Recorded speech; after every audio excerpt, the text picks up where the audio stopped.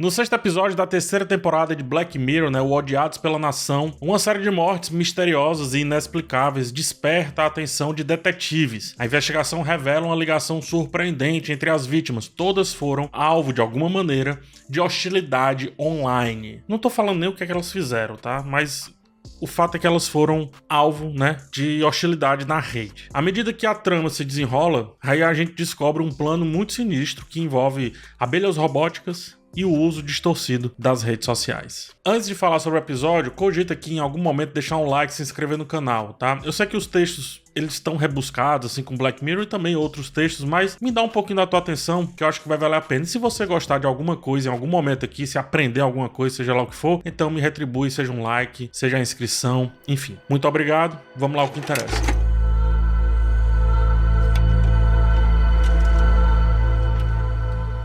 Eu gosto de pensar esse episódio sobre duas perspectivas, tá? Que unidas levam a uma terceira perspectiva. Então, eu vou passar por essas duas e depois eu vou debater sobre a terceira e finalizar. Vamos lá. O roteiro usa o lance da abelha como alegoria não para falar da tecnologia da polinização artificial em si. Essa tecnologia é utilizada para outra coisa, no caso, E aí o episódio, o roteiro, o texto, usa para alertar sobre a ideia de enxame digital, que inclusive eu uso esse termo e também várias outras coisas que eu vou debater aqui, várias outras ideias, desse livro aqui, chamado No Enxame, Perspectivas do Digital. No Enxame, do Byung-Chul Han, Perspectivas do Digital, tá aí, ó.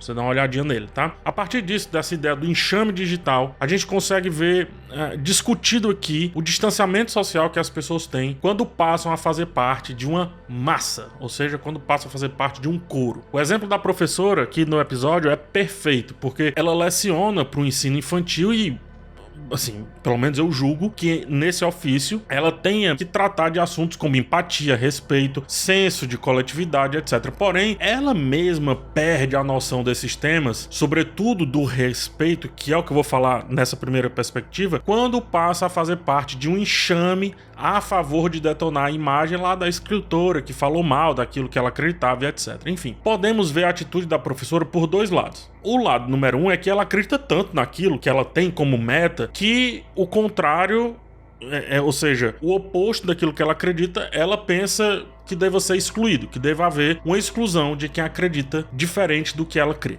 certo? Ou, que é o que eu mais gosto de pensar, que é o que eu vou me abraçar, é tão fácil participar de movimentos digitais que perde-se o caráter inicial de indivíduo, ou seja, as nossas particularidades passam a fazer parte do tal do enxame, bem como o enxame domina as nossas particularidades. A gente não passa mais a pensar como um ser, passa a pensar como um grande grupo, E por isso, caso surja uma hashtag que clame pela morte de alguém, não se sente o real peso dessa hashtag, mas o calor da sensação de querer que o outro, no caso o outro lado, esteja necessariamente destruído, ou como dizemos, cancelado, desqualificado. Eu já passei por isso.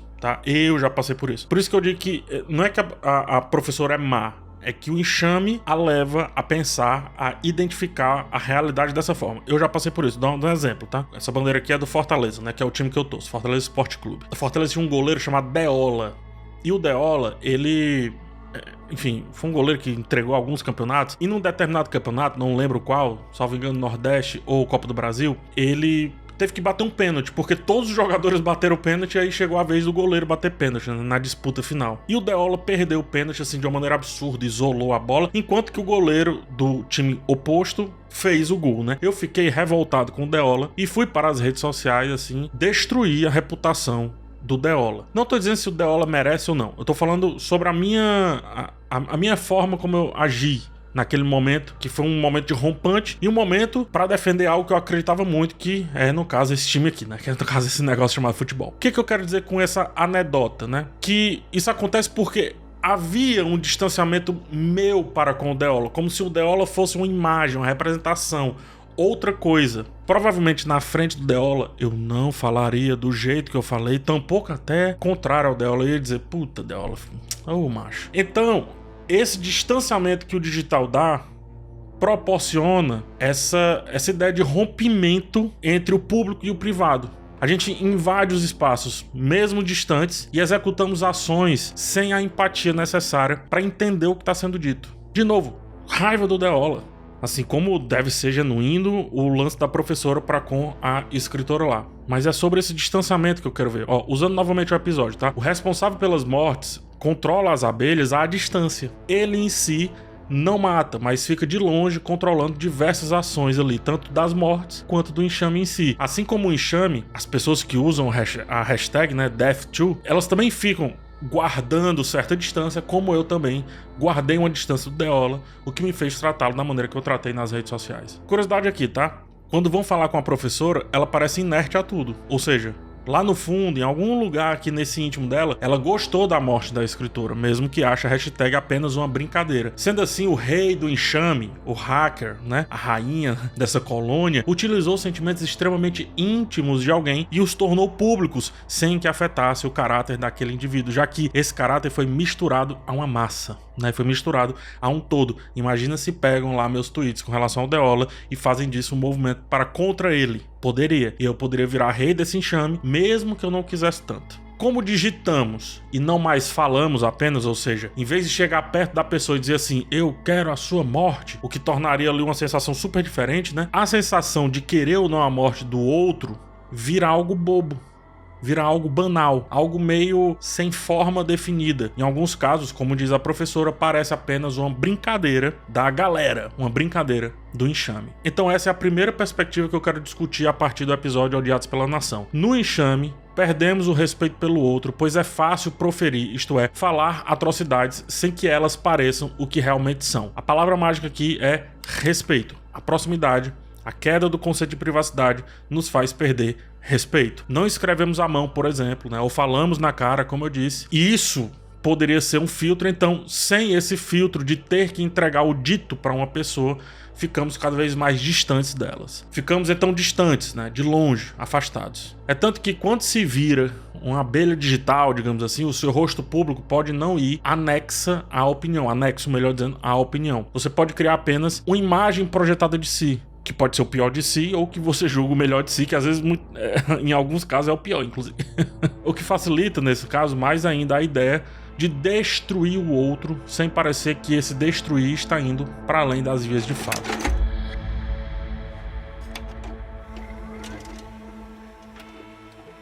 O digital, bem como o episódio também, é tão alegórico, mas tão alegórico, ou seja, parece uma abstração do mundo real, é parecidinho, mas não é, que tudo passa a ter uma sensação de permissão, parece vender uma ideia de permissibilidade. Vou criar um exemplo aqui, né? Os textos estão muito difíceis do PH, então vou criar um exemplo super alegórico aqui, e para ele funcionar eu preciso que você crie imagens na sua cabeça. Imagine que o Twitter seja uma praça pública para onde vai um monte de gente gritar. Algumas vão apenas gritar, outras vão gritar umas para com as outras vão apenas olhar e ficar rindo, outras vão colocar lenha nas fogueiras de gritaria que já estão acontecendo por ali. Enfim, são vários exemplos. Isso seria o equivalente ao Twitter no meio real. Essa noção de que estamos gritando um com o outro e até ofendendo se perde porque no digital, ou melhor, o digital, vende a ideia de que você não é próximo do outro. Assim, os limites do falatório, da gritaria, são levados ao extremo. Não há carinho, não há empatia, não há paciência, pois o barulho das redes parece um zumbido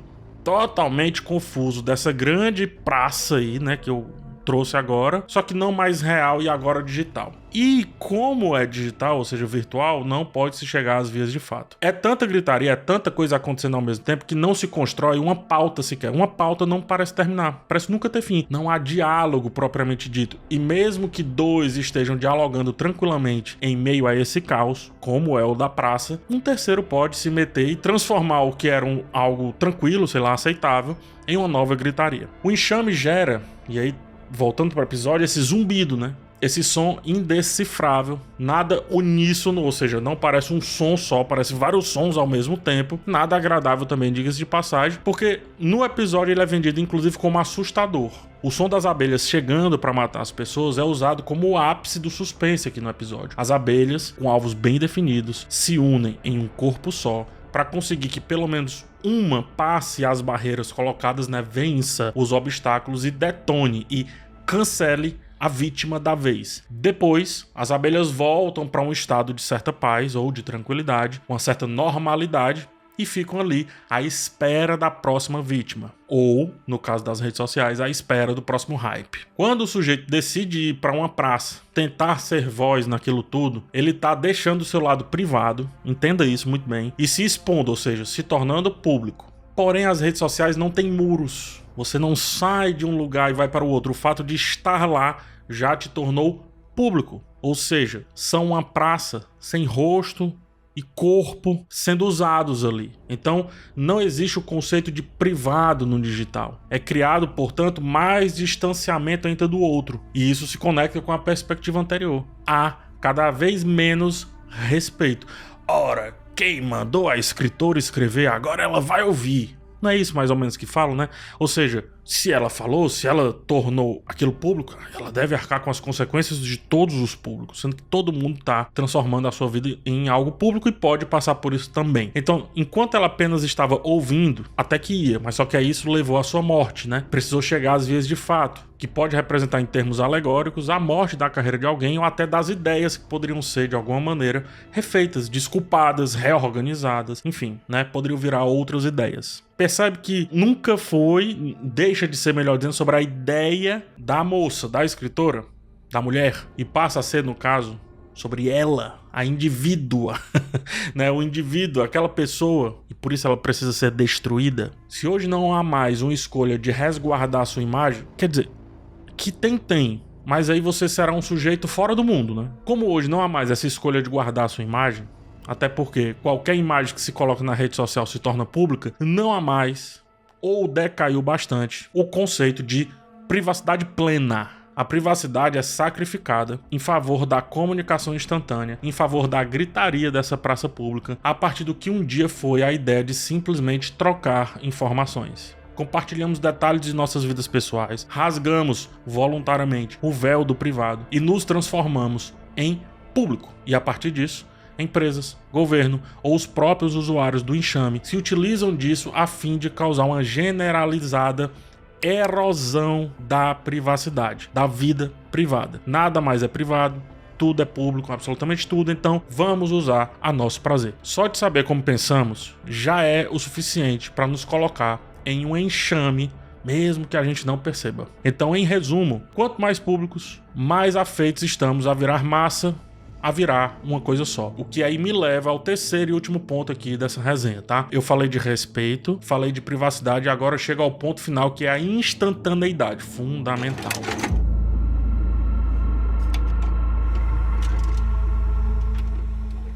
Vamos lá, a falta de privacidade vira homogeneização, né? Uma coisa só. Tudo é um zumbido só, mas ao mesmo tempo é tudo dissonante, ou seja, tudo é uma confusão, né? É tudo e nada ao mesmo tempo.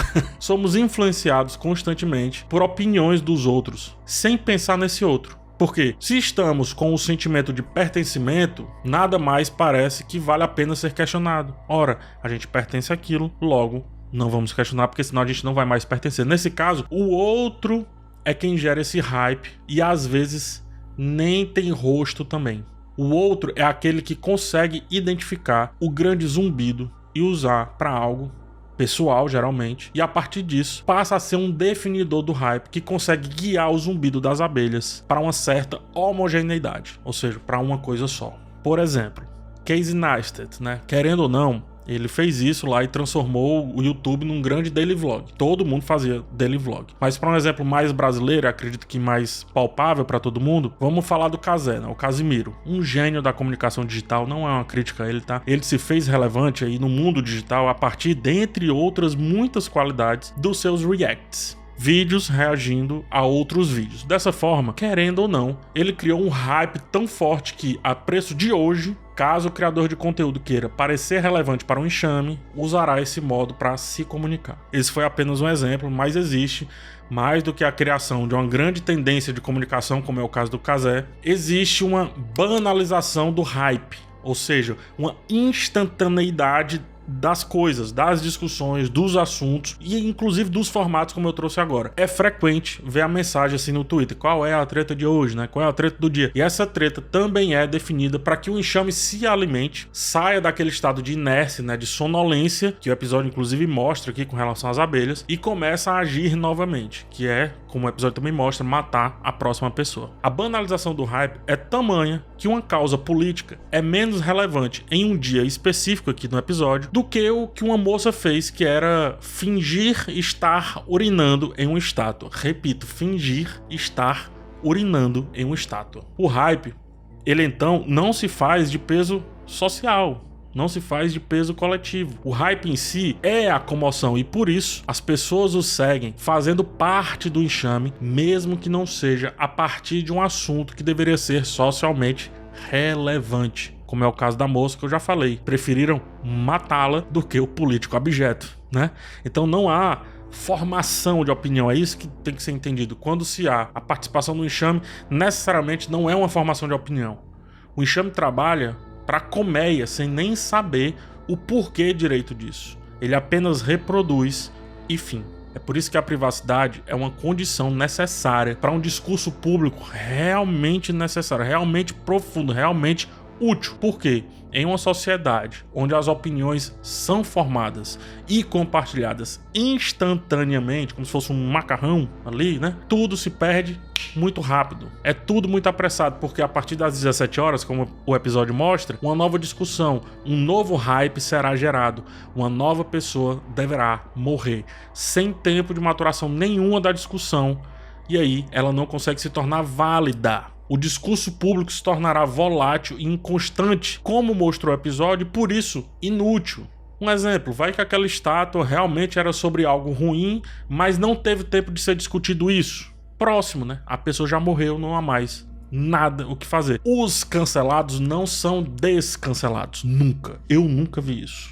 Sendo assim, o discurso público de alto nível, ele não pode ser feito a partir de ondas, porque ondas passam e passam cada vez mais rápido no meio digital, nas redes ditas sociais. Ao final descobrimos que o rei do hype, o hacker Garrett Scholes, ele estava na verdade identificando as pessoas propensas a se satisfazer do fim do respeito e do fim da privacidade contra elas mesmas. Ele estava fazendo tudo para, do seu ponto de vista, diminuir a realidade de que o enxame era algo bom para aquela sociedade, para aquela realidade, né? Ele promoveu uma chacina real a partir do digital e, como anti-vilão ou anti-herói, depende do seu ponto de vista, buscou erradicar a cultura de cancelar, justamente cancelando todo o enxame, ou seja, cancelando os canceladores. E aí dá até uma dó daquele moço que no final, né, que é um dos policiais, que ele vai junto também, que ele vai ser consumido pelas abelhas. Por que dá uma dó? Porque ele fez teoricamente pro bem, né? Supostamente pro bem, de fato acho que sim. Ele fez tentando usar o enxame contra o enxame, mas ele não tinha a mesma força. E aí ele ficou misturado, e mesmo que a intenção dele fosse boa, por não pensar o enxame como tal, ele foi levado também pelas abelhas.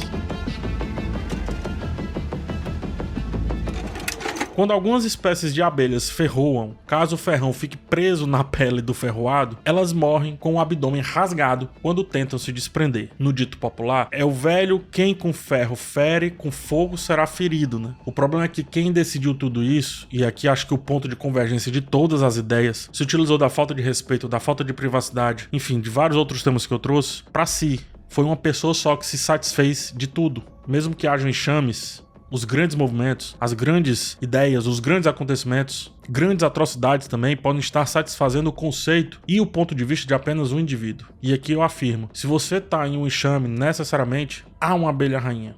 Se você não pensar sobre isso, esqueça, você está sendo utilizado. E essa nem tem ferrão, né? A abelha rainha nem tem ferrão e nem morre instantaneamente.